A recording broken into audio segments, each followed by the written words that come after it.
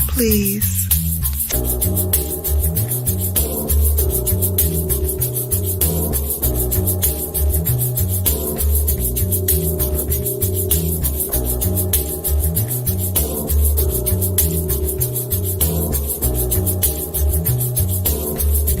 Hold please.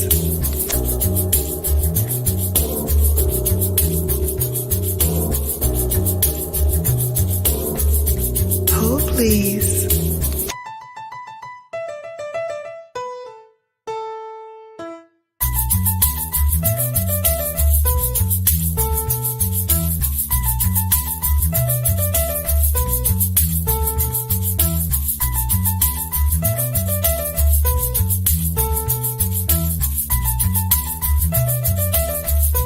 Hold please.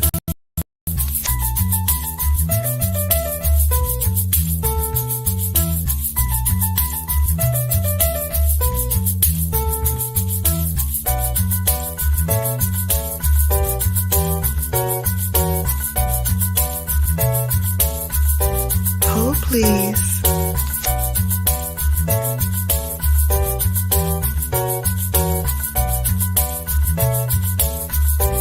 Hold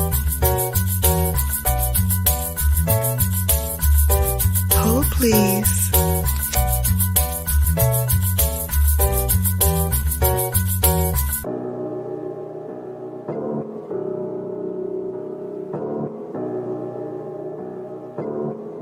Hold please.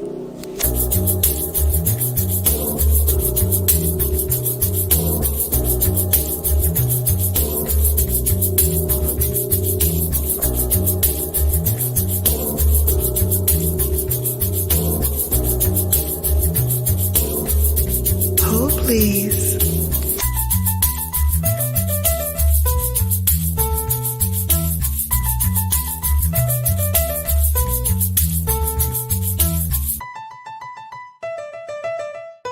Hold please.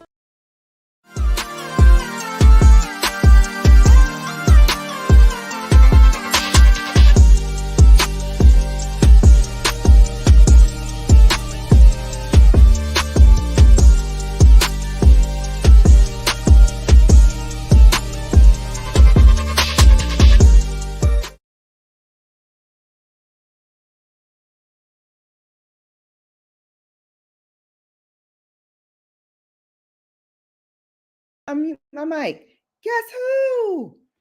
It's me, Brown Girl Bella. Welcome to the live. I know it's been a minute, right? It's been a minute. Lots of things have happened. I went away. I came back. I took my braids out. We've gotten more grays. Lots of stuff. And we're going to get into all of that and then some. But first, hello, everybody. Welcome in. Don't forget to thumbs up this live stream because I know you're going to forget as we go along. But I want to make sure that, we thumbs up. And if you can, share us out. Share us out. We're going to be talking lots of stuff. Let me put on some lipstick. Pardon me. I was eating and doing 50 million things. I had a premiere just before this, and I will tell you, I am not sure what is going on, if my information is getting out there. I'm gonna put some lipstick on. Hold, please.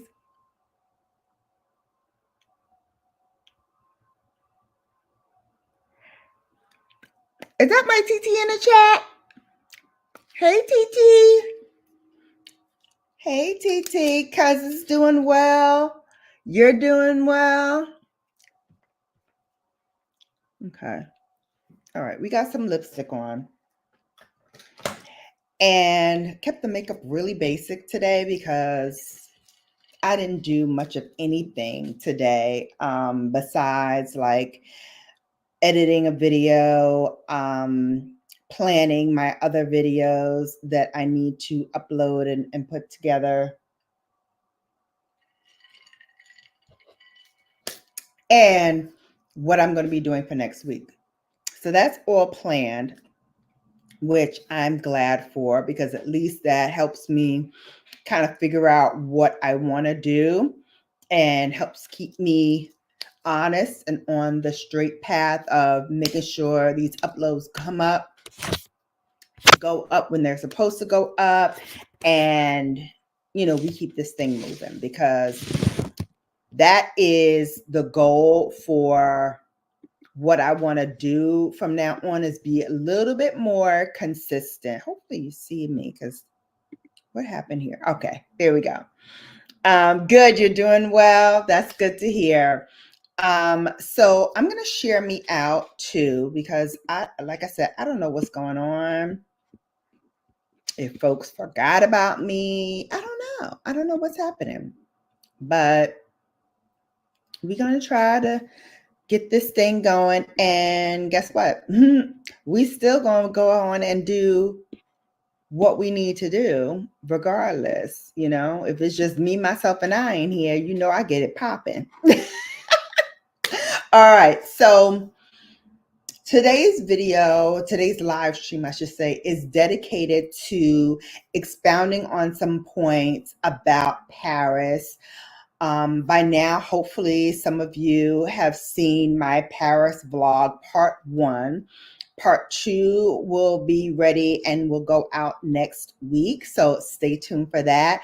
It's going to be dedicated to shopping, because that's actually the last thing I did before we got on a plane and went to Rome from Paris. So you'll also see next week my Rome video, which I know people are going to ask me, and feel free to ask me questions in the chat as well. And if there's more people coming in, I may ask you to put like a little lipstick emoji so I know, there's a question there. But I know a lot of people will ask me, well, what did you like most, Rome or Paris or Rome? And honestly, I don't have an answer for that, because each city provided me with something different. And so when I got to Paris, I had one experience. And then when I went to Rome, I had another experience. And I think in terms of like culture and all of that, each place took a different turn culturally as well.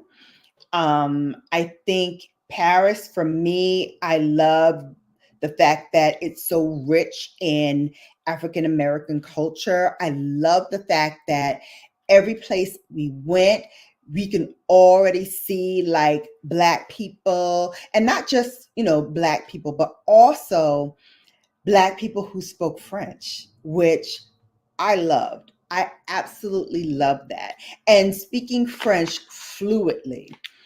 And that was just, to me, like, oh my gosh, that is so fantastic to observe and be a part of. And I just sucked up the culture. Conversely, when I got to Rome and I heard, Italians speaking Italian, that also appealed to me. It was, not that many Afro-Americans to see there. Like, there were a few, but not as many as I noticed in Paris. In Paris, it was very, very noticeable because you saw them everywhere. But in Rome, you didn't really see that much, but it is also rich in culture, rich in so much, like the food, the vitality, the energy, the vibe was just incredible at both places. But today we're going to talk about Paris specifically. So let's start from the beginning. So getting to the airport, me and, the boo, the babe, the man, we usually go into like a suite and we, relax there until our flight arrives. So this was no different. However, we usually go to like the the Centurion Lounge or something for American Express, or we go to the lounge for the airport. So the airline that we were flying out of was ITA, which is Italian Airlines, which is part of the Delta system, but we weren't in the Delta lounge. We were in the ITA lounge, which I didn't know they had one, but they do. So if you ever fly through ITA Airlines, you can go to the lounge, because I think all you need to get in there is your ticket, and then you can go to the lounge. So that was really nice. And like most airport lounges, they have a full stock of food for you to eat. They have warm food, they have cold food, they usually have fruits and nuts and vegetables and all things, for you to eat. And they also have a open bar, so you can get champagne or wine or spirits, whatever you want. And they also have like yogurt and all types, everything you can think of, they would have it in this lounge. So we had a good time. Of course, I'm starting off my birthday. So I had, mostly the Prosecco for the time that we were in the lounge. So drinking that, eating food, relaxing, and just getting excited about the trip. Then getting on the flight, once we started boarding, the flight that we were on, it was a very big airplane. And so big, in fact, that they had two entry points. So if you were flying business class, or what they call business class, which is really first class, we have our own separate entrance to go into.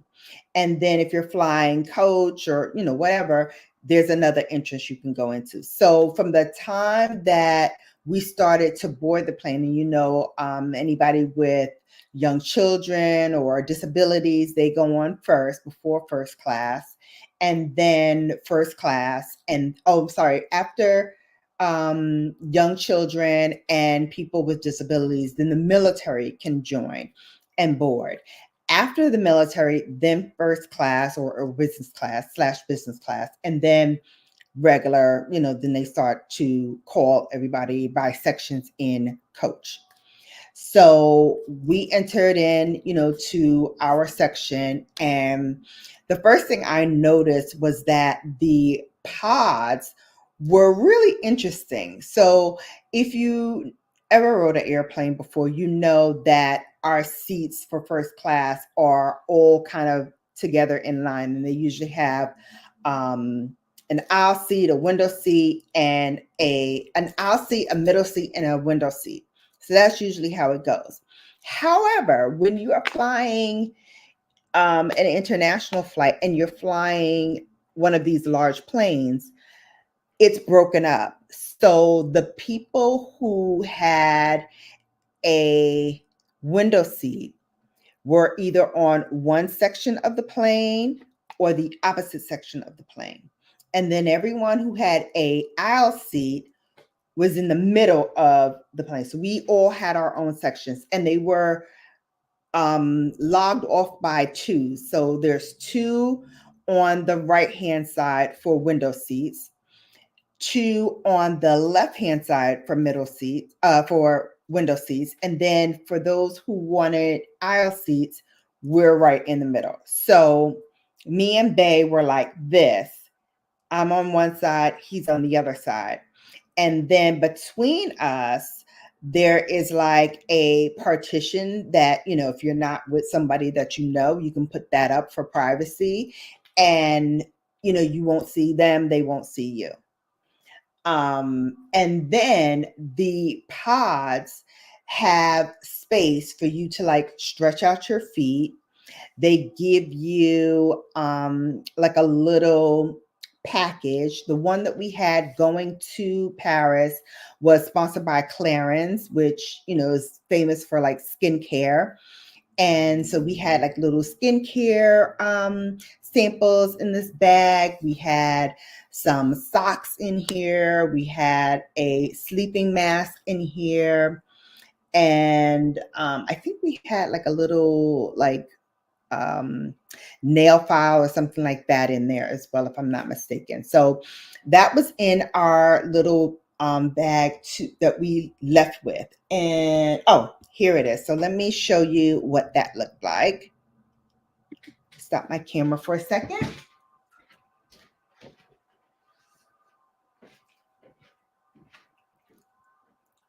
And let me show you what was in my bag. All right. All right, babes. So this is the bag that we got going. And it has like a little red pull tab. And then inside, it is lined in red. And so I have some of the stuff. So yes. So this is the little emery board that I was speaking of. So they gave us that, which really came in handy for me because my nails were like so brittle. I don't know if they were dry and I didn't put any cuticle oil on them, but they were like really, really dry. They also gave us a bamboo toothbrush, which I didn't use because I had my own, but it was nice to have that. And they also gave us some toothpaste as well. So we got that. We also received the Clarins Beauty Flash Balm. So this really like hydrates your skin and perfect for flights because you get very, very dry because, you just, in recycled air basically. And so, that really helps the skin. But inside the bathroom, they had a large size of this and they had a toner. So I actually made use of that one. So I didn't open this one yet. But we also had in here the Clarins Hydra Essential. And this is a matte gel and it moisturizes your skin, it quenches the thirst, and it really helps with dry to normal to combination skin. So I have combo skin, so this is perfect for me. They also had earplugs if you needed them. And like I said, it came with a sleeping mask. So you can put the sleeping mask on. And they also came with socks, but the socks are already in the hamper to be washed. So that's what they gave us going, which was very, very nice and unexpected. I didn't expect it, but it was very welcomed. And you all know I use these little makeup bags all the time, especially when I travel. I like to, just throw a new one in with everything that I'm packing. So the other thing that I loved about this this flight and the pause especially, and I didn't share this in my photos, but I'm going to share it now because I found it while I was looking at the photos that are still on my camera. And I was like, oh, wow, I didn't actually get to share this. So let me try to share it with you now. So this is the pod. This is what it looked like. Oh, my battery is low. I'm going to have to charge this up. And then here's the makeup bag that I just shared with you. And then where is the pod with me laying down? All right, I'm going to have to go into the other place that I saw it. Let me see. Go into my photos. Let's see.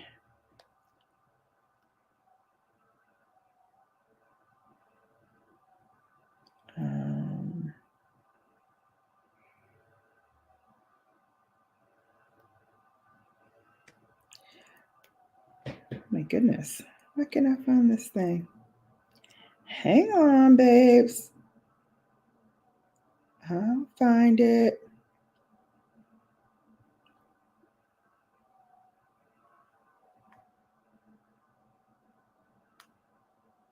This is weird. Ah, here it is. No, that's weird. Where'd it go?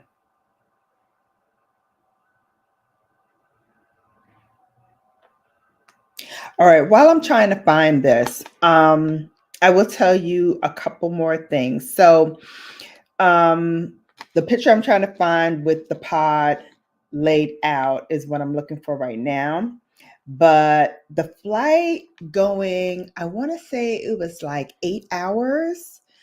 And you lose, well, you gain 6 hours going and then you lose it coming back. So when we arrived in Paris at the airport, it was roughly about 8 a.m. Paris time, which is 6 hours ahead of New York time. So we were already in the next day, and you guys were still, the day before. So we actually arrived on the 16th in the morning, and my birthday was the next day, the 17th. And we find a cab, we get into the cab, and we're headed to the hotel.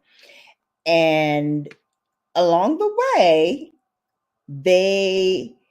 this woman who was riding a bicycle, because that's all they do in Paris, by the way, that's their preferred mode of transportation, taking a bicycle and riding a bicycle. So this woman was trying to get in front of our taxi, and I don't know, kind of cut him off. And so he got pissed at that and started cursing at her in French. And so he's cursing at her in French. She's cursing at him in French. And we're both sitting there in the back seat like, woo, hey, Edna, welcome in. Thanks for coming. Don't forget to thumbs up the video, everyone. So they start going at it in French. And my boyfriend's trying to get the Google translator to kind of translate what they're saying, but they couldn't. Oh shoot. Darn. Hang on a second. Hang on. Someone's just calling me.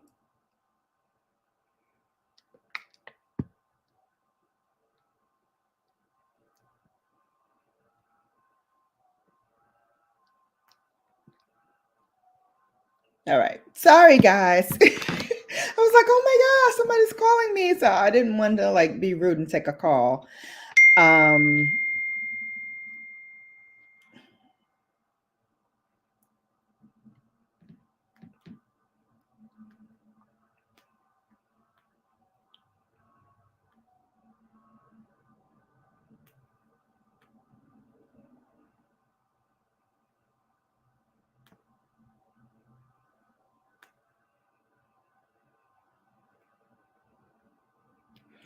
All right, hang on a second. Let me send this to her. Oh, I hate when my sorors are feeling bad. So hopefully she will come in and we can cheer her up because she's sad. This is not good. Hey, Keisha. Hey, Keisha. So they started going at it and we were like, woo. So that was the high point, right? Oh, sorry. Please, somebody who's in here who's not going to actually come in and write like normal people in the chat has to text me and say, we flew to Paris on Air France and then went to the Air France lounge. We flew from Paris to Rome on ITA. My apologies, babes. I got that mixed up. And I should know because he is right. Because I just remembered inside it does say Air France. So thanks, Bay. And don't forget to thumbs up the video. Like and share. Oh, goodness. Okay. So we get to the hotel. The hotel is really adorable. And I know I showed you that. I don't know why I cannot show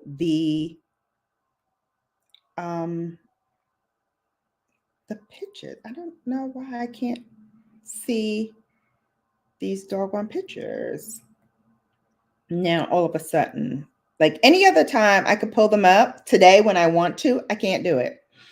Okay, so I know I have a picture of the hotel on my phone. So let me do that and share that with you. Really cute, but very, very small. So we arrived at the hotel and it's a boutique hotel. So it's really, really small. And also, our rooms weren't ready because it was morning time there. So we had to wait and we waited for a while. But they had like croissants for us. I had a delicious chocolate croissant. Oh my God. So, so good. I don't know if you've ever had a chocolate croissant here in the United States or wherever you're from, but these Parisian croissants, though, they were hitting. They were hitting. And I wanted to have one every single day. Shouldn't have, but I wanted to. And I nearly did have one every single day. It was so flaky and soft, and the chocolate was not like sweet chocolate, and it wasn't like a dark chocolate either. It was like very in between. It was like a semi-sweet chocolate, and it just simply melted in your mouth. And if you love coffee, which reminds me, they don't really do coffee in Paris or in Italy. So if you want coffee, if you're a coffee lover, then you're going to have either a latte or a cappuccino, or you can have an espresso. The closest thing to like coffee that they serve is something called an Americano, which is basically like a dark coffee, which you can have with milk. Or you can have it black. Hey, Lucy. Hey, beautiful. Welcome in. Lucy, I came to one of your live streams. I don't know if you saw me because I was speaking to you and you didn't say anything back. So I'm like, does she see me in here? I didn't know, but you did a fabulous job. So kudos. And thank you so much for coming. So they were delicious. The coffee was delicious. I'm mostly stuck with cappuccino. And I have to say, because I also had the cappuccino in Italy as well, I like the Parisian version better than I liked the Italian version. Reason being, I will say when I had the cappuccino in Paris, they serve it in a very small cup. It's like a little cup. And those who drink coffee, we, especially New Yorkers, we go for the big cups, like the venti size of Starbucks. Like that's how we roll. And that's how I roll. But in Paris and in Italy, they serve it in like a little teacup. But baby, that's all you need. Cause that joker was so strong. I was up like a pup all day.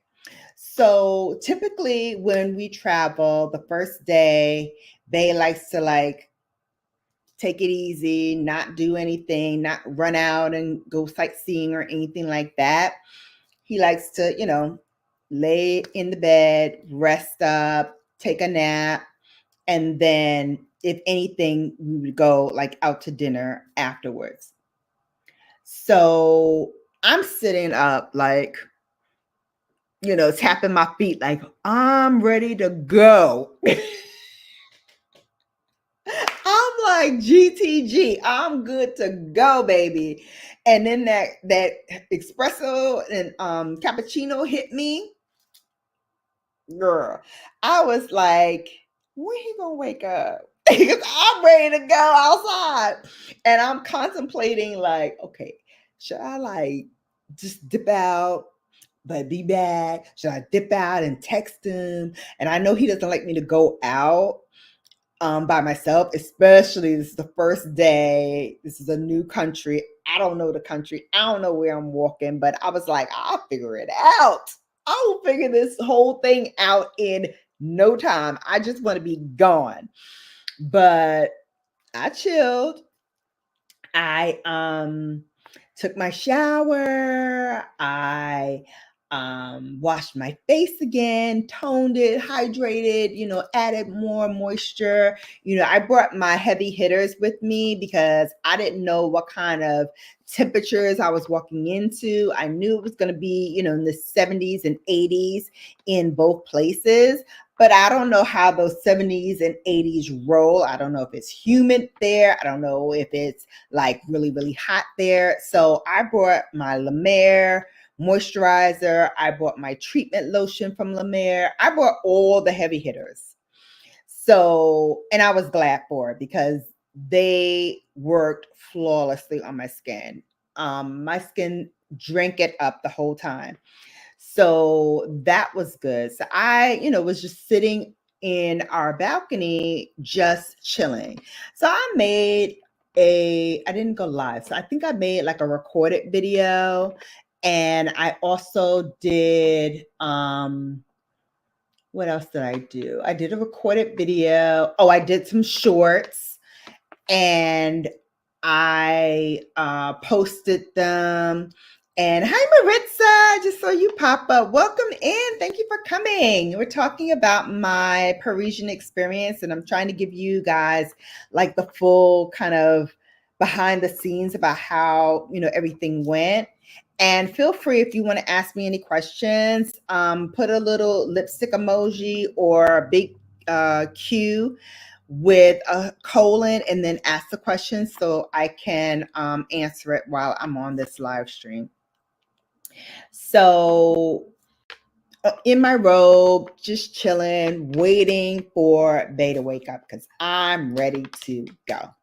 So of course he didn't wake up till late in the evening. I think it was like 8 or 9 our time there, which is like, early afternoon your time here.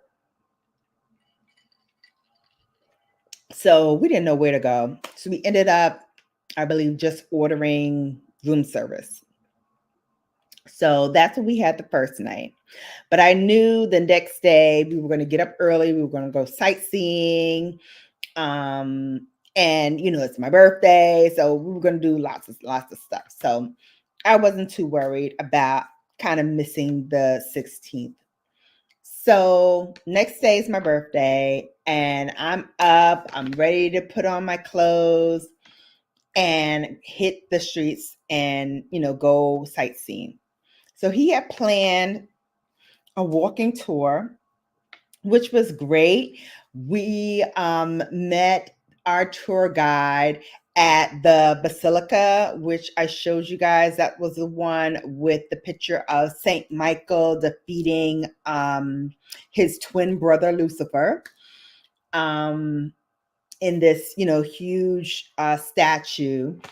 And we met them there. He said he'd have like a red umbrella. And he was very, very easy to find. So he was from the UK. His name was Harry, and he was a redhead. So I'm like chuckling to myself, like, wow, what are the odds that I would run into a Harry from the UK with red hair? So, he was funny, he was charming, he gave us lots of like behind the scenes on stuff. But what I noticed in both places, so again, Paris and Rome had the same issue. Like the people who were our tour guides wanted us to be very interactive. So they would be asking us questions about like history and stuff. And I realized kind of early on in the tour that I did not want to have questions asked of me. Hey, Crystal, welcome in, Crystal Sparkle. I love that name.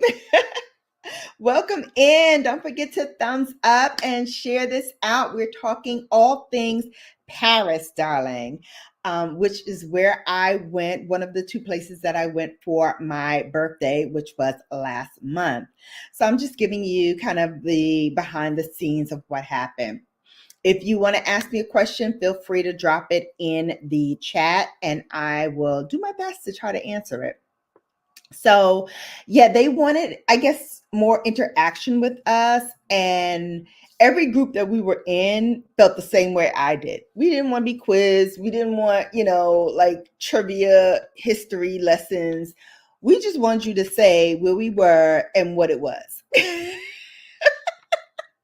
it. We just want you to tell us where are we and why is it significant? That's it. That's it. Thank you so much, Crystal. She said, lucky duck on a bucket list since I was 9 years old. Same. And I didn't realize how much I really wanted to go to Paris until he said that we were going.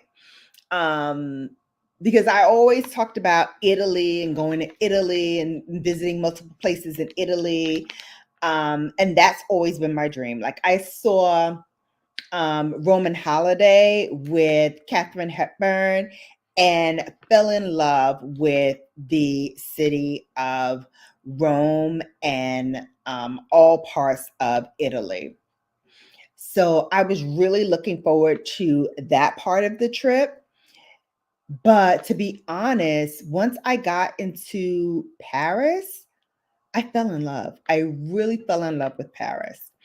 It doesn't take the place of my beloved Italy because I do need to go back and I need to visit both places again now that the touristy kind of stuff is over. I can really focus in on the other things that I wanted to see and experience. But going through this walking tour, and he took us around to like a lot of different places. The things that I noticed and will tell you about the city is one, everything is cobblestone. So you definitely have to bring your sneakers. I would say, wear your sandals and little, cutesy stuff for like when you're going out for the evening, because you're probably going to go, straight from the hotel to the restaurant. Maybe, if it's a walking distance, you'll walk there, but it's really not as extensive as walking in a tour like situation and wearing those sandals. Because I tell you, if I had worn sandals to any of those like walking tours or when we went to like the Louvre, girl, your girl would have been hollering because it's a walk. It's a big walk. Crystal says Italy is amazing. Just don't speed if you rent a car. So many speeding ticket in our honeymoon. Okay, now that is interesting, Crystal. And I'll tell you why. Because one thing that I noticed in both cities, but especially in Italy, the speed limit was like mostly 70, 75.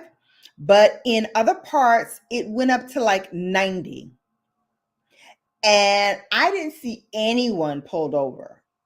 So I don't know if it's because you guys are renting a car and the police know that this is a rent a car and that you're probably tourists and that's why they pulled you over. But if you're like moving with the flow of traffic, I would think that they wouldn't ticket you. Maybe they would, because again, like I said, you know, it'll flash into their head, oh, they're tourists, so let's pull them over. Because baby, those taxis were moving. Like we were in the back seat, like, oh, let's put our seatbelts on because they were moving and grooving. And I felt that in both places, that they were like speeding. So that's interesting that you said that. Crystal also says Venice was overrated, and I felt like the tours were all the same and boring. Speech once was enough. Okay, I definitely get that too, Crystal. I definitely get that too because, like I said, when we did our walking tour with Paris, I was like, okay, all right. So he's gonna do a little quizzing session, and I didn't know that I need to be smarter than a fifth grader for this historical tour. But okay, I got it. And so the only question I think I answered was there was this like digital portrait of Josephine Baker. And I've seen her so many times and I followed her career and I watched the Josephine Baker story with Halle Berry. So I knew a lot about her life. And so when I saw that picture, I was like, oh yeah, that's my girl. That's my girl Josephine. I know that. So that was very, very fun. So I enjoyed that part. But other than that, I just wanted to be told like what was going on. I don't want to, be in a quiz session. Wait, hang on. Crystal, no. Crystal said we got 6 tickets once we got home. They have cameras everywhere. What? Wow. She says, my favorite ticket was driving the wrong way in a historical road. Wow. So I'm so glad. So my bae got a temporary license or a temporary permit or something to drive because he was going to rent a car and we were going to drive certain places. I'm glad he didn't. I'm glad he didn't. He would have followed the rules anyway and did the speed limit because he's, a Boy Scout like that. But I'm glad he didn't because, who knows what would have happened. But wow, 6 tickets. That's excessive. That's excessive. That's crazy. So crazy. All right.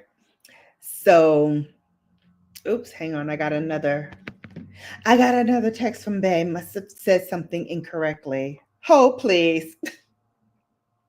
I did. Okay. So 60 kilometers per hour, not miles. So 60 kilometers per hour is like 55 miles per hour.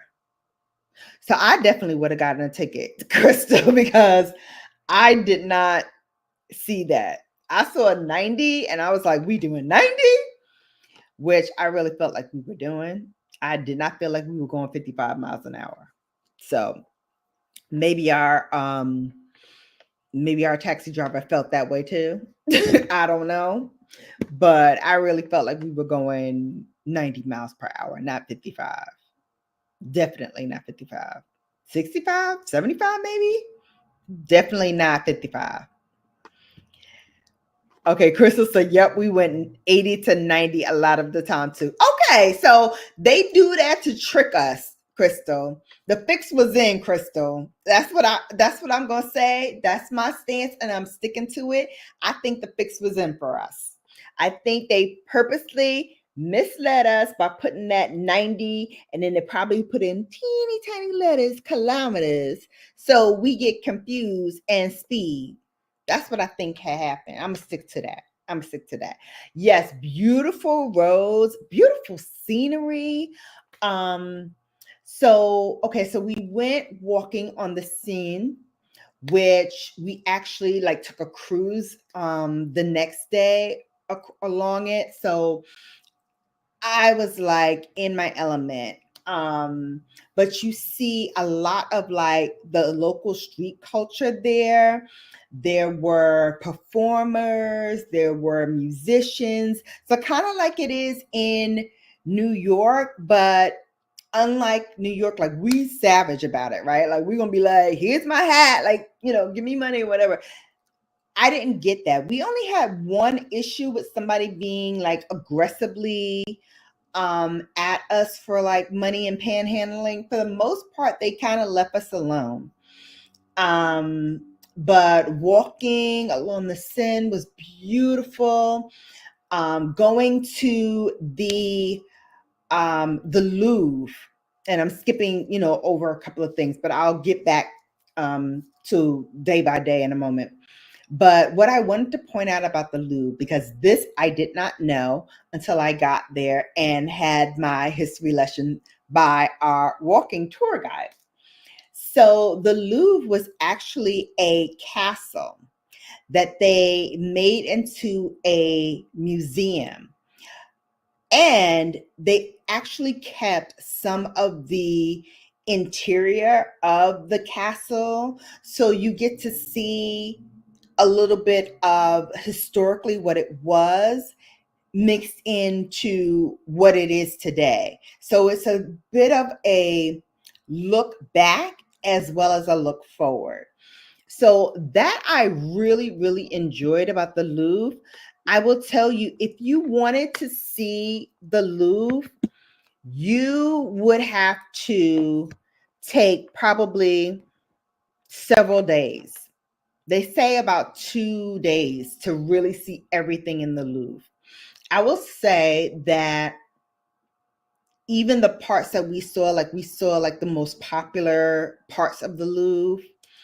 Um, and that to me was really interesting.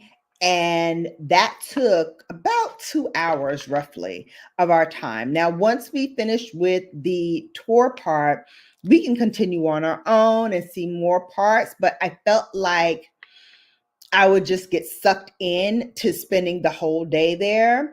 And, we had to go back home and go back to the hotel rather, and change for dinner. And, we were going to dinner in the Eiffel Tower. So I wanted to like, see everything, but I knew that that would probably have to come in subsequent trips. Yeah, I had the time of my life too, Crystal. I really, really did.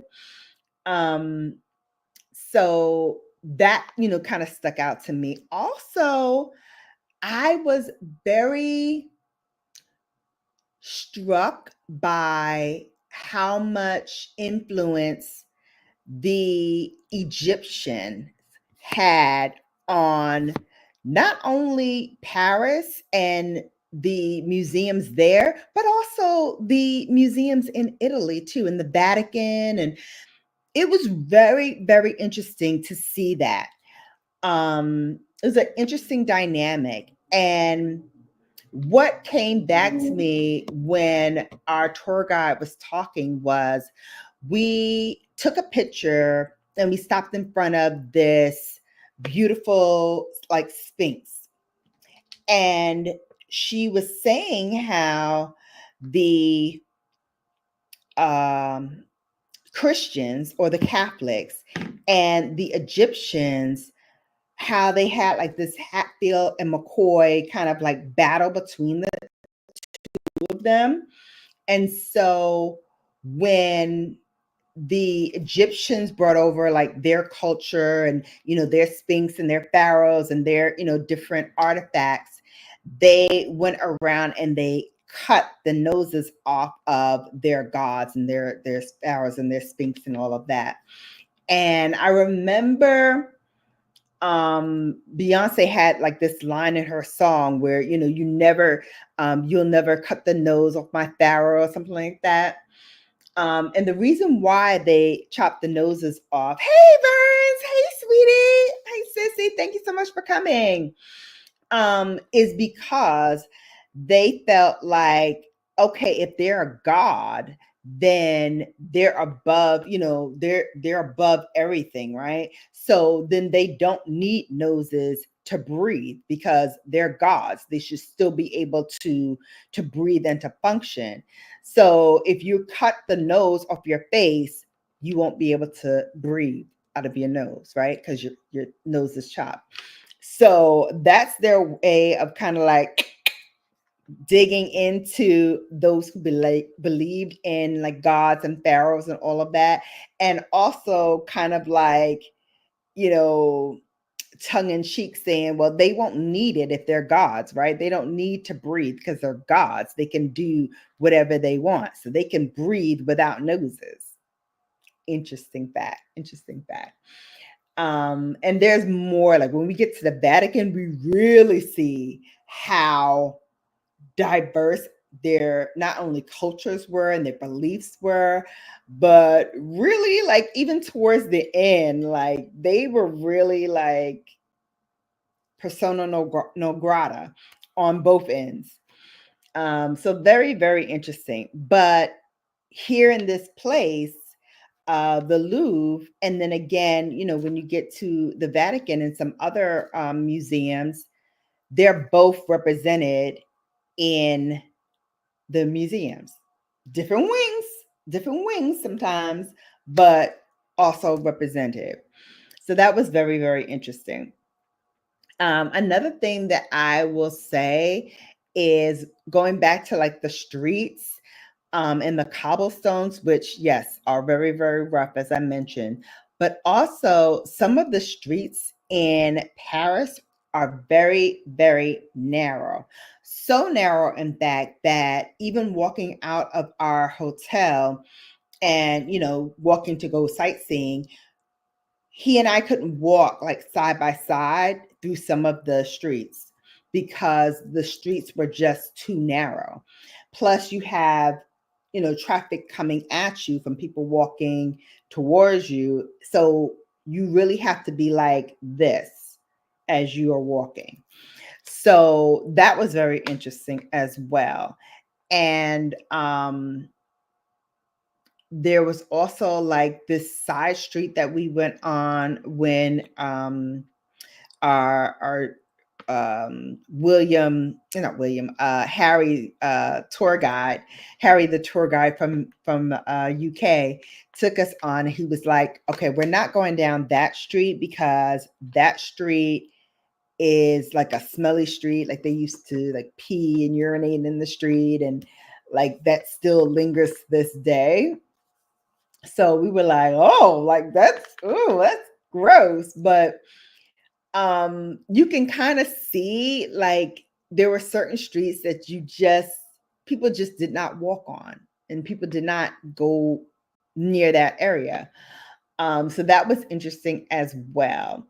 And even though the countries were outside of Paris were segregated, a lot of African Americans kind of fled to Paris because there was freedom in Paris that there never was in certainly the United States, most definitely the South, but in other parts of the country too. So a lot of our famous writers, famous singers and dancers, they really had a great surgeons of their careers in Paris, because in Paris you can do almost anything. Like Paris has its own, issues too. Don't get me wrong, it's not all peaches and cream back then, but a lot more freedom than they had in certainly our country. So you will see a lot of nods to not only Josephine Baker, but other prominent African Americans like James Baldwin, and the like really just have a wonderful career and enjoyed living there. And many of them like stayed in that country for years and even died in that country because they would rather be there with the freedoms that they had than come back to the States where they knew that their movements were going to be limited based on the color of their skin. So that was really eye-opening experience for me, and why I say that I really enjoyed hanging out and soaking up the culture of Paris. It was really, really something amazing to see. So let me see what else was really, really good. Okay, so let's talk about the Eiffel Tower. So the Eiffel Tower, first of all, they have the Olympic rings on there, and I meant to find out if they're going to be a permanent fixture of the Eiffel Tower. I want to say in my heart of hearts that probably it will be a permanent fixture, but it was certainly there in September when I went. And the thing that struck me most about the Eiffel Tower is the place that it is in. Hey, big dude, welcome in. Thanks for coming. I think this might be the first time I've seen you here. So welcome, welcome. We're talking all things Paris, where I went for part of my birthday last month. And we're talking about the Eiffel Tower specifically. The place where the Eiffel Tower is situated next to a park. Now, I didn't know this at the time, or else, yeah, that one little area smelled definitely like pee-pee. But by and large, you're wearing a whole lot of areas that smell like pee-pee. But I will say this, I did not know how dirty Paris was. Paris is very dirty. And I mean dirty in the sense of, like, there's litter, certainly. Not as much as New York, but still, for a country as popular and as prominent as Paris, I wasn't expecting that. And like I said, the place where the Eiffel Tower is, I would say I'm glad Bay came with me. I would be a little leery going to that area by myself. The reason being is that, there's a lot of bustle there, but also before the Olympics came, there was a huge rodent problem. And I mean big rodents, the ratas. And if you know anything about me, I don't play when it comes to the ratas.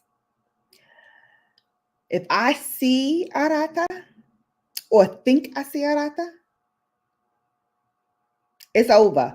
I'm screaming at the top of my lungs. I'm running as fast as I can. I'm not playing. I'm not playing, which is why I don't go into the subway hole, because I had a traumatizing experience, and we're not going in the hole anymore. We're not going there. Okay. So I don't even go into those places in New York City, where I'm from. So I definitely was not going into the hole in Paris. And everybody's asking me like, oh, did you go to the get on the train or whatever? No. No. We took a taxi wherever we were going, if it was far. Okay. We walked if it was like a 10-minute walk, 5-minute walk. But other than that, we got in a taxi or Ubered. I was not fooling around. But just before the Olympics were held in Paris, they went, and after many years and many complaints from Parisians saying that they need to clean this area, this is disgusting, it has, infested with rats and rodents and just litter all over the place. Just before the Olympics came, they cleaned it all up. So I forgot which tour guide it was, but they were like, so they could have cleaned it up all along, but they waited until they got the Olympics to get, that money from the Olympics hosting. And then they went and cleaned up the area around the Eiffel Tower. which is messed up. Messed up. But hey, I'm glad they did because I got to see the Eiffel Tower. So let me tell you about it. So, the structure itself is very huge. Even bigger, I think, in person than I've seen it in photos. Because you see it in photos, but you don't really get the sense of the magnitude. But when you see it in person, you're like, oh my God, like this is incredible. And they also added another 20 feet to the Eiffel Tower because they have now like uh satellites on there and like antennas and like all these different things. So they added another 20 feet to the Eiffel Tower. Also, if you would like, they do have stairs that take you from the floor level all the way up to the top, the summit area. I was not walking those steps because, as you can imagine, it was a lot of steps. So again, I invite you to go to part 1 of my video because we actually recorded video of us in the elevator going up to the top floor of the summit. I'm gonna tell you, that took at least, I'd say 3 to 4 minutes to get to the top. And you're just going and going and going. You're like, wow, like they like we're still in this elevator. We're still riding in this. This is amazing. And then when you get to the top, then there is that other, staircase that you can get to then get to the top. So we got off the elevator and the circumference around, like you can look through the telescope and like see the whole like country, like the countryside of Paris. You can see like the cityscapes and everything. Beautiful, beautiful. I took pictures of that, so you'll see that in my part 1 video that's available now. It's on my YouTube channel. And you kind of feel like, if you've ever been to New York and been to the Radio City Music Hall, it kind of feels like that Radio City observation deck in terms of like how it's situated and how it's circular and kind of really narrow. But you get the sense that, oh my God, I'm on the top of the world here. So it kind of gave me that vibe. But then you get to the summit. Then you climb up another flight of stairs to the summit. And the wind that hits you, like, I'm glad, like, everything is like encased in like iron. So, you can't, blow, because the wind is powerful. Like it could really probably like suck you out. Because it was really like bellowing hard. And I was trying to take like cute pictures and like be real cute, but that wind, honey, that wind was whipping my face and whipping those braids. I was like, what, like it was that powerful. And then they have like this little champagne room. Now I thought, when they were talking about the champagne room, that we could sit down and we can have like champagne in this little room. No, it's literally like a little office that fits one person. And that one person like pours champagne for you. And, you sip it out of these plastic cups. So we did that. And I believe there are tickets because the people who were in front of us actually got free champagne with their like tour thing. We didn't have that. I don't know why. Probably they didn't see it. That's definitely why. But they, they had like this little thing. So they, scanned their ticket and they got their free champagne. I got a rosé, and they served Moet Chandon, which is one of my favorites. So I had the rosé, he had the regular, and we just had a good time just hanging out there. We were waiting for our reservations because we had dinner in the Eiffel Tower as well, which I will talk about in a second. But it was just like awe inspiring. I was like, oh my God, oh my God, it's so beautiful.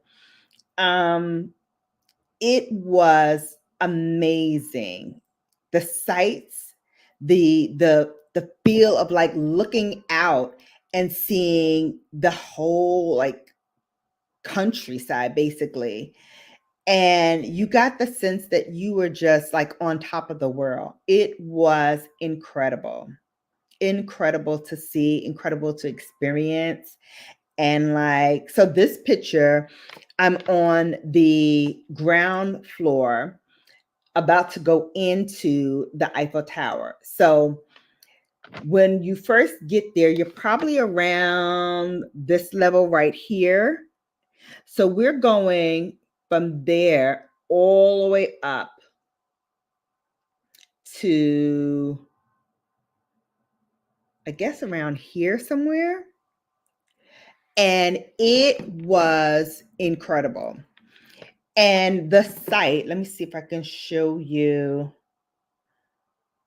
the picture. Okay, so here is all of the gated area. So this is what I was talking about. Like this is all enclosed. And then like this is the country. It's hard to see. Let me see if I can pull it up on here. So let me see really quickly. It is amazing to look out and see like everything that this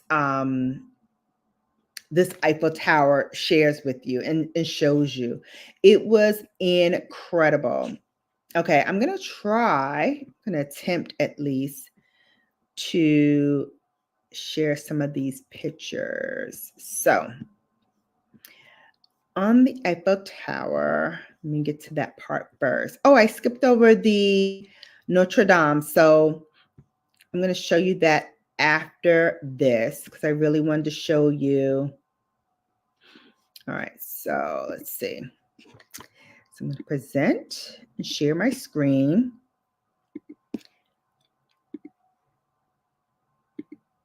All right, so this picture right here, this is that digital picture that I was talking about of Josephine Baker. And I mean, it was beautiful. It's like on the side of a wall. And, all these like artists like do so many like fancy schmancy things. And this particular artist did a lot of these like pixelized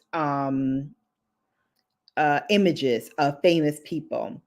And this was just the one that we saw going on our tour with our UK Harry. And I had to take a picture because it was absolutely beautiful.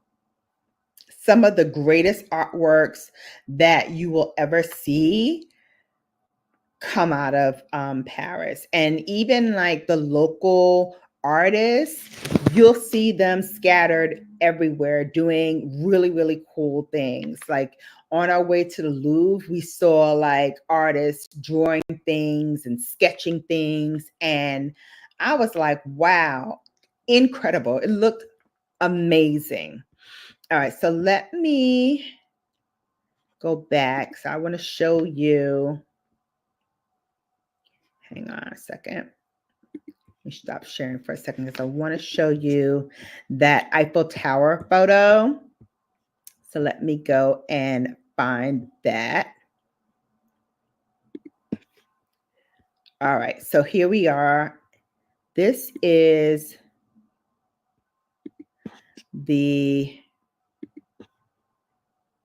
observation deck that I was talking about with the telescope. So as you can see, and you can see it much more clearly here, like everything is gated because that wind will just suck you out of there. I feel if it's not, and also as a safety precaution, they gate all of this. So it was beautiful, and then I do want to share. Let me go back. I want to share with you the hang on. Here's the photo of what we were looking out at. So if you see, like this is what I was looking out at. It was beautiful. Absolutely beautiful. And my jaw just like hit the floor. Like when you look out of the Eiffel Tower, you see all of this, and it's so picturesque. It looks like it's not even real. Like I was just flabbergasted at how beautiful the scenery was. And it was like that everywhere we went. It was just beautiful and amazing. So let me share one more thing. So that was amazing. And then we went downstairs and we had dinner. And the dinner was, this is a Michelin chef. So he has a Michelin star. So he's giving us the full tasting menu. And when I tell you how delicious this meal was, I'm not kidding. I ate everything, every single thing. And thankfully, Bay was already like, put in like the things I don't like. And, so I didn't have to like explain to the chef, like, oh, I can't eat this because of that. Nah, nah, nah. He had put that all in the notes, along with the fact that it's my birthday and we're celebrating. So, I had not a single care in the world. I ate everything. We drank champagne and I had a ball. And so everything is very petite. The food was very, petite. And you would think that, oh, okay, this is small. This is, this is going to be, I'm going to be hungry afterwards or something like that. No, I was full after that. I was full. I did not need nothing else after that. And true story, I couldn't even eat my birthday cake. So I'm going to share some of the food. But again, you can see this on my reel. But here's some of the food that we had. So good. This was delicious. But and it was a red moon outside too. That was really, really cool. Like I took a picture of that red moon. I was like, what? So cool. Oops, sorry, I knocked you guys off by mistake. So let me go back to sharing. Okay, so this is one of the things that they substituted for me. So the meal has these things over here are mushrooms. I don't eat mushrooms. So mine was clear of the mushrooms, but I'm gonna tell you, still delicious. Without mushrooms, it was still delicious. And then this, I think, was the most surprising of the dishes. This is actually a lobster dish. And then the red thing that you see on top of it is pickled beets. Now, I'm not one for pickled beets. I'll tell you right now. If you had told me, if you had shared this with me and said, here's, lobster with pickled beets, I probably would have been like, nah, I'm good. delicious, delicious, delicious. And now it set the bar because if your pickled beets don't taste like this, I don't want it. I don't want it, bruh. I don't want it because it was so and then this cream sauce around it. Oh, mind blowing. Mind blowing. This dish right here also, well, all of them were fabulous, but this also was like the star of the show as well. This is caviar. This was, I believe, like a cod or maybe a sole. Oh my God.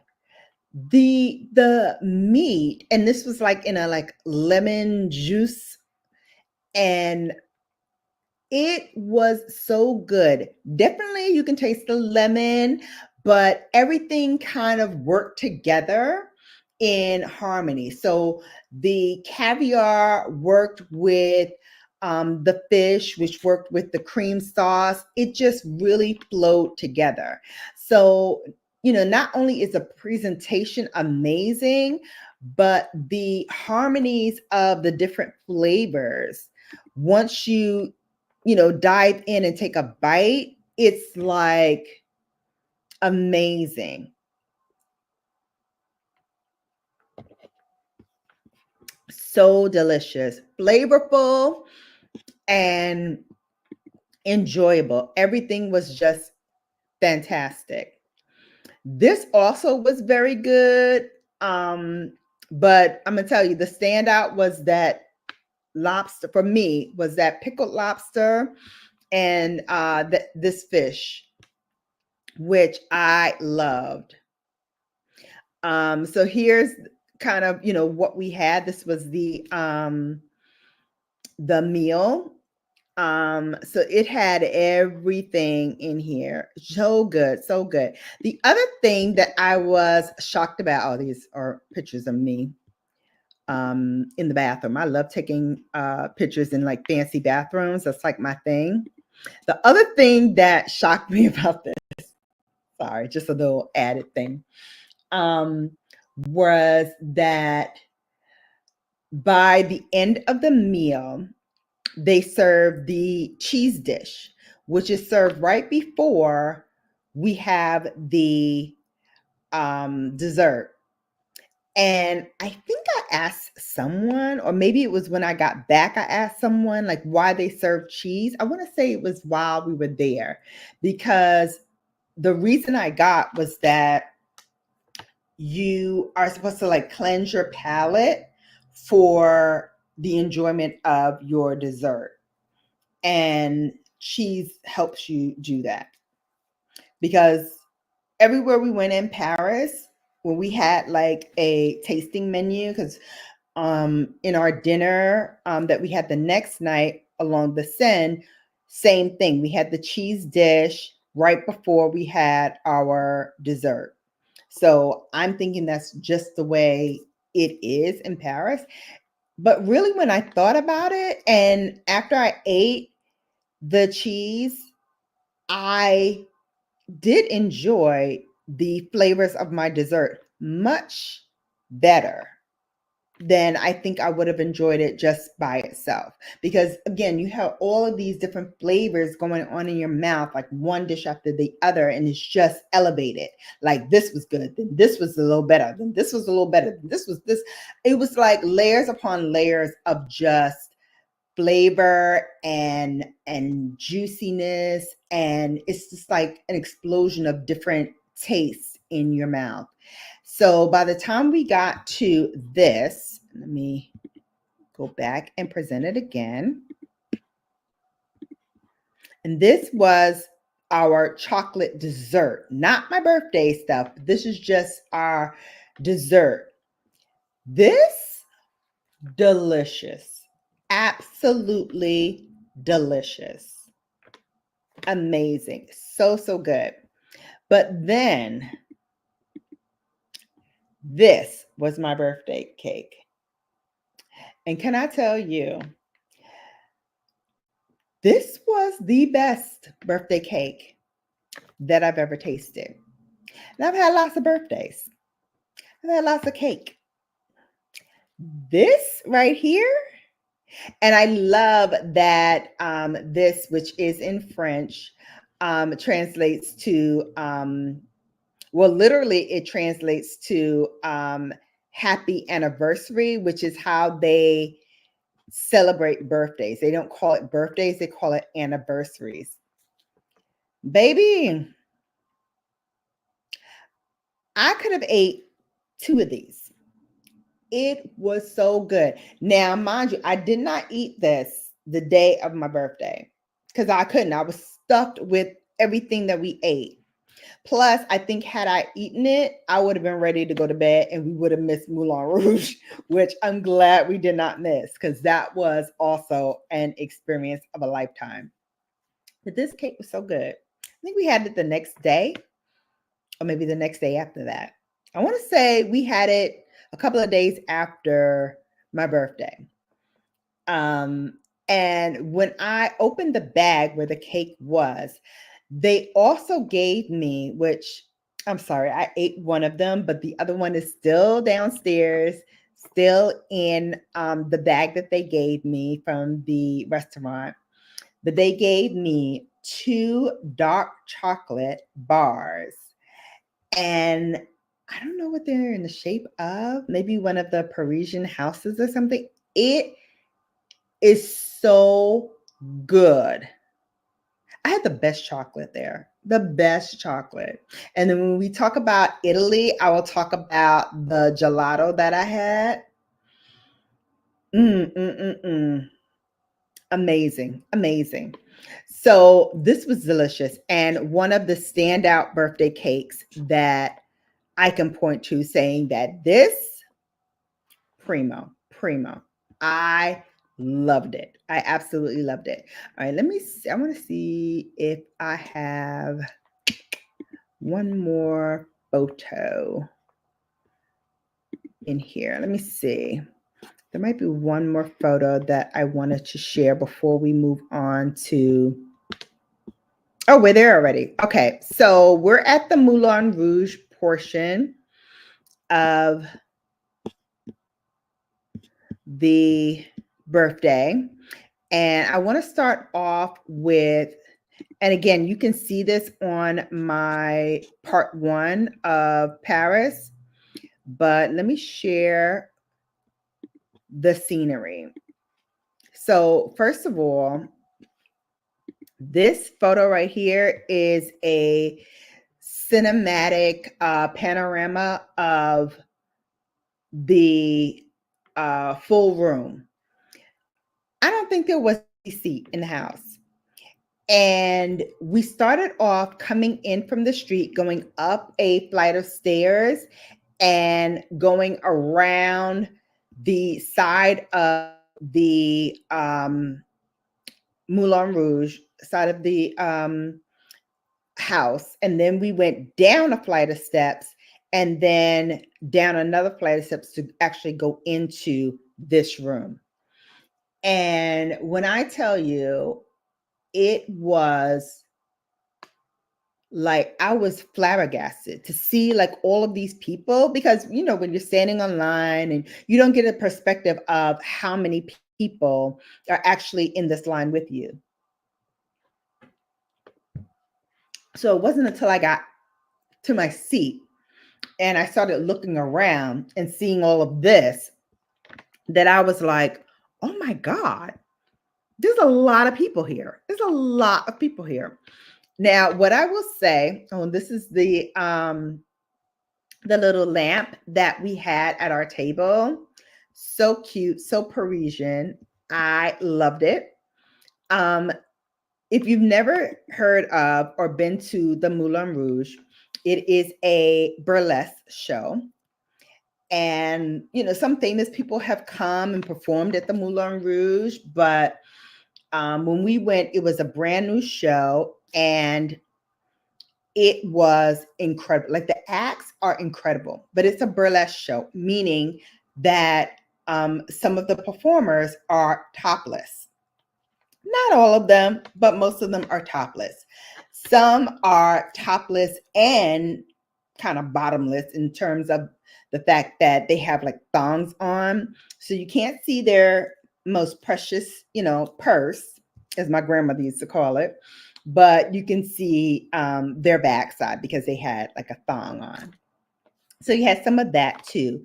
But the acts are like flying through, the ceiling of the Moulin Rouge in like, these swings, and they're doing like all these acrobatic motions, singing and dancing, of course, but the sheer like strength and power of the men who were like hoisting these women up, hoisting other men up, and you look and see like the strength and power that they have in their arms and legs to be able to lift these people up was like blew my mind.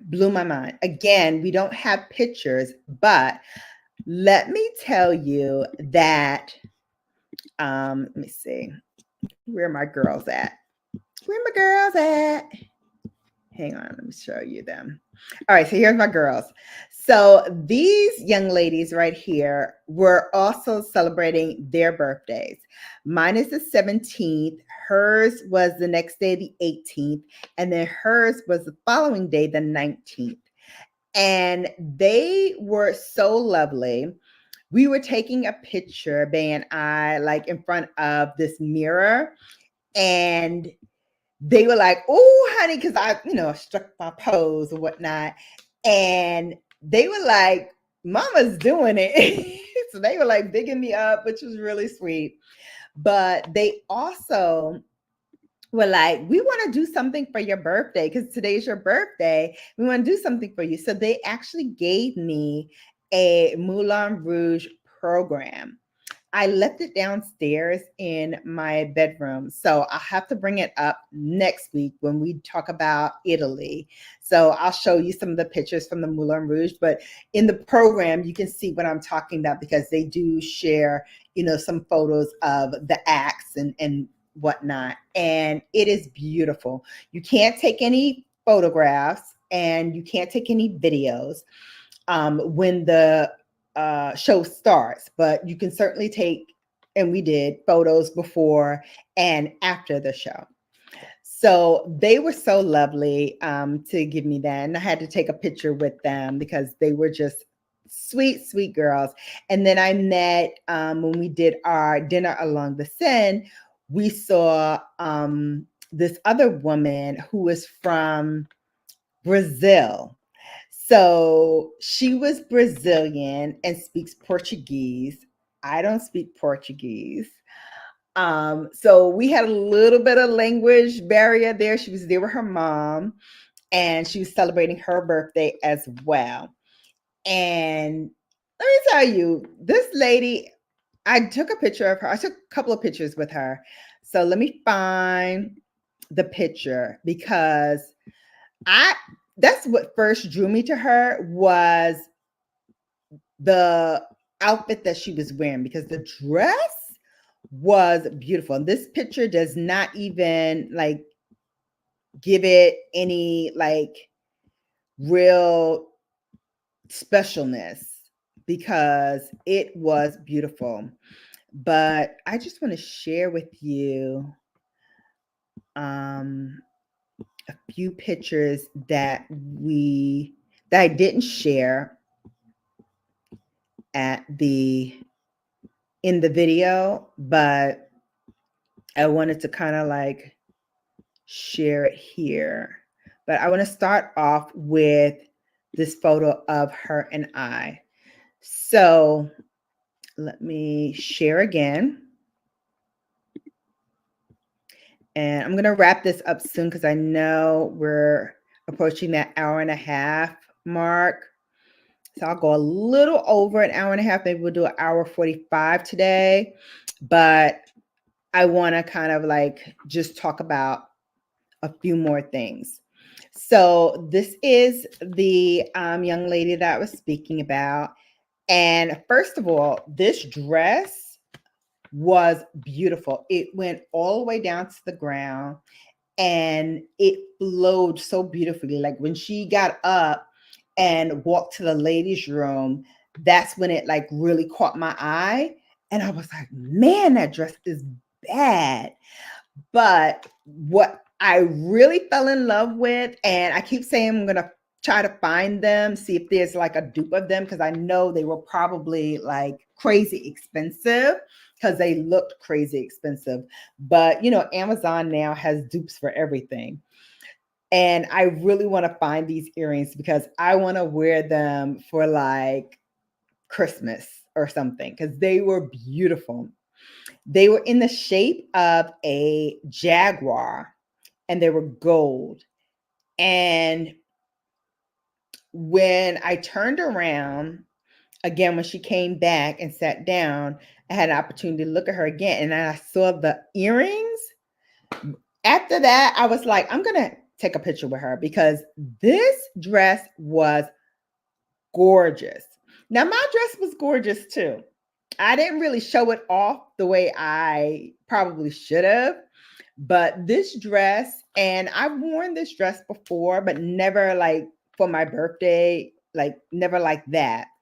But what's so special about this dress, and I don't know if you can really see it in this picture, but let me see, maybe. Oh, you can see it a little bit better in this. It is all like pleated. It is like a linen outfit, long sleeves, as you can see, but the sleeves are tapered. It kind of bellows in the top section, and then when you get to the wrist area, it has a button, and then around this area of the hand, it bellows out again. But all of this is pleated, and it's also long to the floor, like knee length, not knee length, ankle length, and so pretty, so pretty. And every time I wear this dress, I feel like a princess. So I wanted to have, you know, this look where, you know, my hair was up so you can really see the dress and all of this detailing. And that's, you know, that's the kind of impetus for this look here. And I was so like happy with this look. And it came out really, you know, like the execution of it was exactly how I wanted it to be executed, exactly what I wanted it to look like. And I felt amazing in it. And going back to the dress that I wore for my birthday, which was pink and black, the dress itself is very see-through. So I knew if I was going to wear it, because I tried to wear it once before in Miami and they made me take it off because it's like paper thin. You could see everything. And then when the wind blows, hello. So I knew if I wore it again, I would have to wear something underneath so that when the wind blew, I was going to be protected, which came in very, very handy when we went to the Eiffel Tower, because like I said, that wind was whipping. So let me show you again the dress that I wore for my actual birthday, because I want to point out a couple of things, because your girl was doing some things, honey. She was doing some things while she was out there. So let me go backwards and show you that.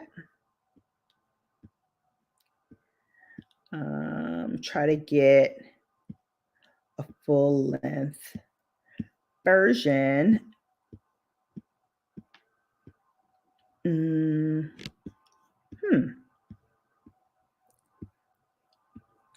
Here it is. Okay, so you can kind of see it in this photo. So this is the photo I want to share. Okay, share this. No one's asking me questions? So strange. I thought I would get tons of questions. All right, so here is the dress. So underneath this dress, I have on a full cat suit, all black, and it's ribbed. And I did that on purpose because, again, I wanted to play up the pink and the black of the dress. And I also wanted it to be um, what I wore underneath. I wanted it to be very sexy and very like different, out of my comfort zone. Now, I don't usually do cat suits like that, but I was feeling myself. I had lost weight. I had been working out and really watching what I ate and just really focused on this silhouette. Because this, again, what I had in my head was this silhouette. I wanted my hair to be down. I wanted everything to be like free flowing and comfortable, but easy breezy and sexy, effortlessly sexy.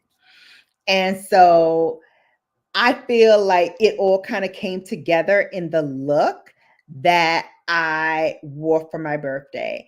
And, this dress also kind of reminded me of Paris too, because you see like these different words all over the dress. And it just gave me that vibe. So I wore this again with sandals, no heel. Matter of fact, I brought 2 pairs of heels with me. I didn't even take them out of the suitcase. I didn't wear any heels at all throughout this entire trip,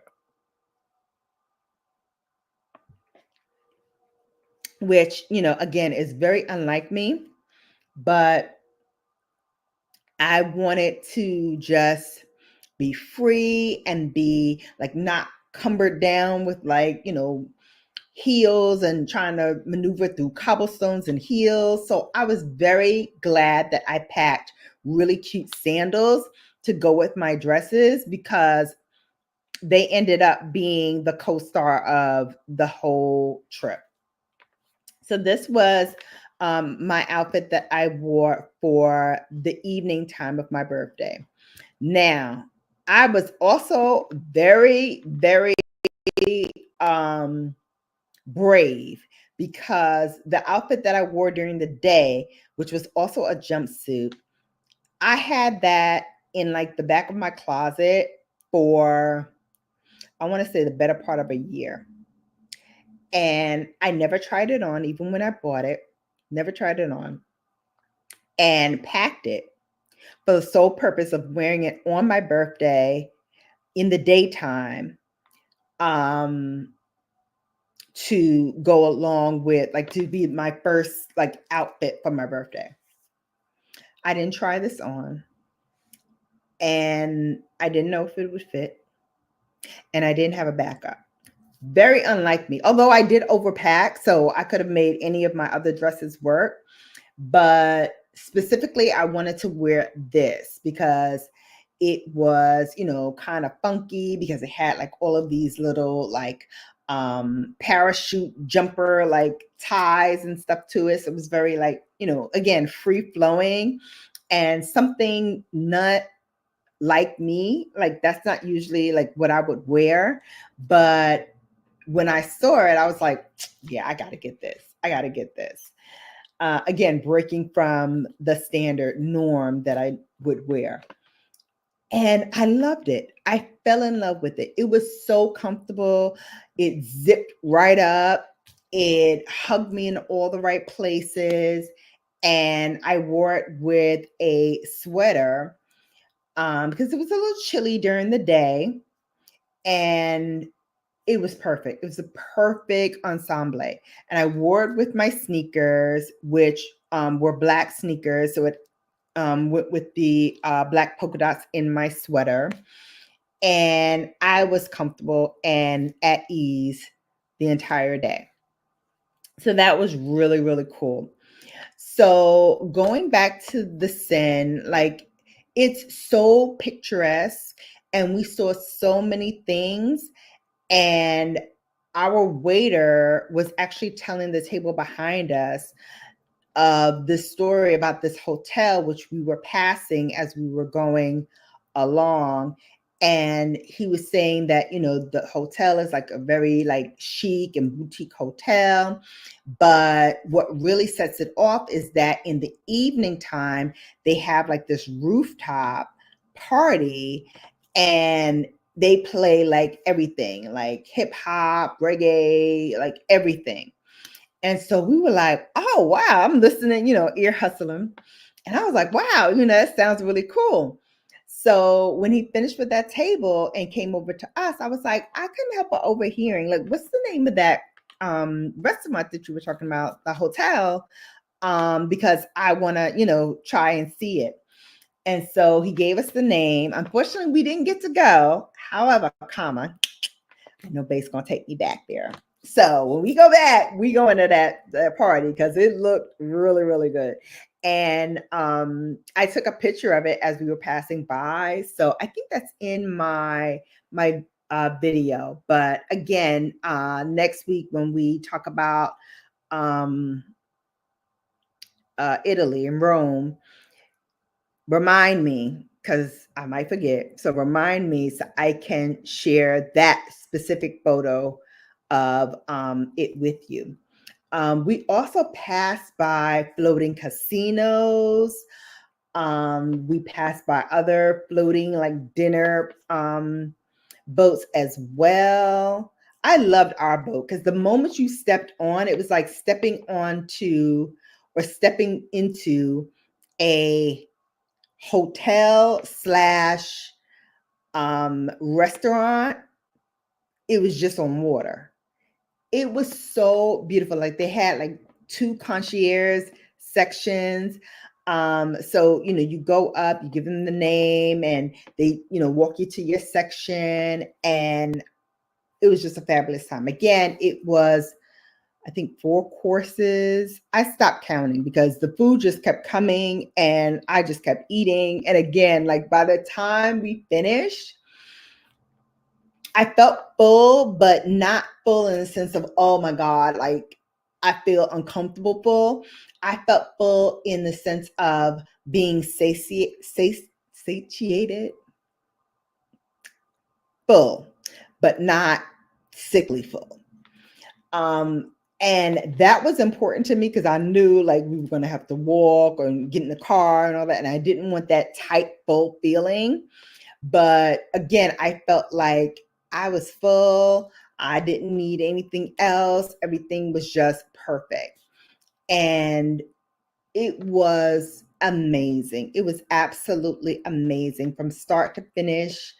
I don't think there was any like parts that I would say was not good, save for the last meal that we had before we left Paris. That meal was horrible. That meal was horrible. And they said, well, we should have learned because she was trying to usher us into like the restaurant. We should have known then that it probably wasn't good. But again, we're, acting like the tourists we are and wasn't thinking with our New York City hats on. Like, why is she really trying to like get us over here to eat this, eat at this restaurant?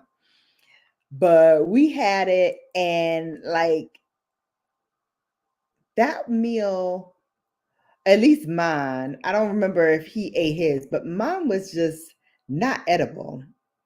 And I got like a steak and fries, which is pretty common in Paris, and I thought would be a safe bet. It was horrible. The chimichurri sauce that was on top, the green sauce that was on top, it did not taste like chimichurri sauce. It was bitter and very lemony. The steak was very tough. Like even through the steak knife, I just could not cut it. It was very fatty. It was very tough. The meat was tough. And then, you chew it and it was like chewing rubber. It was not great. Not great. But the gelato that we had after that meal, I could have had a large of that and been fine. I could have did without the meal entirely and just got a large gelato and it would have been very, very happy. But that meal sucked. It sucked so bad. I felt bad that we were leaving the city because I kind of wanted to get another meal in to redeem the meal that we ate. It was horrible. It's horrible. I took a picture of it, but I didn't even show it to y'all. That's how horrible it was. Bad. But again, if you ask me next week when we talk about Italy, I will tell you and I will show you the picture. Just remind me. All right, babes, we are at that hour and 45 minutes mark that I was talking about, and I don't want to belabor you all, but I want to actually thank you. If you got through this live stream and you made it this far, you my OGs and you're my real ones. We will be having a Sunday Sips this Sunday, and I will be showing you specifically some of the makeup that I got in Paris and Rome. And we will start with kind of the beauty stuff, and I'll share some new stuff that came in as well. So we'll mix that all in, and like we'll talk about my beauty gifts that I got from Sephora and Ulta, which that video is out now as well. So we'll talk about that a little bit as well. And we'll talk a little bit about hair too, because yes, my hair is out from the braids. I took them out that weekend. I took them out, and it was actually not as bad as I thought. I thought it was going to be very like labor intensive, but it went very quickly, much faster than it took to put them in. I'll say that. And I already want to put the braids back in because like this hair, this new journey with this hair, and you know the grays coming in fast and furious, which I don't mind. Like I'm not crazy about it, but I don't mind. But what is really getting to me is the moisture is like not there in my hair anymore. Like my hair, just before I came on, I wet it and I put my Palo Santo mousse on, which again is goated for me because it's so good. But like the front of my hair is just not curling anymore. Like I would have to wash it and soak it with water for it to hold and maintain the curl pattern. And I don't know if it's because of the grays or what's going on, but it's like this is like a tighter curl. Then here's like a looser curl. And then when I get to the bottom, it's like a very, very loose curl. So I don't know what's going on. All that say, I don't know what's going on with the hair. We're trying a few things, see what sticks, but we're going to put some braids back in. That for sure. That's for sure. So I'm working with someone who wants me to use their braiding hair for my next braiding set. And I'm trying to decide if I want to do the Bora Bora again, Bora Bora braids, or if I want to do the boho. So I may have y'all kind of like do a poll and decide what kind of braids I do. I also like the Falani braids that I've been seeing, and those are like closer to the scalp. So I'm a little leery about that because again, I'm very, very tender-headed and I can't tolerate like tight braids to the scalp. So that is one of the ones that I'm more leery about, but again, we'll talk about it when we get to it. But thank you all for watching. I love you all for watching, and until next time, you have now been bellified.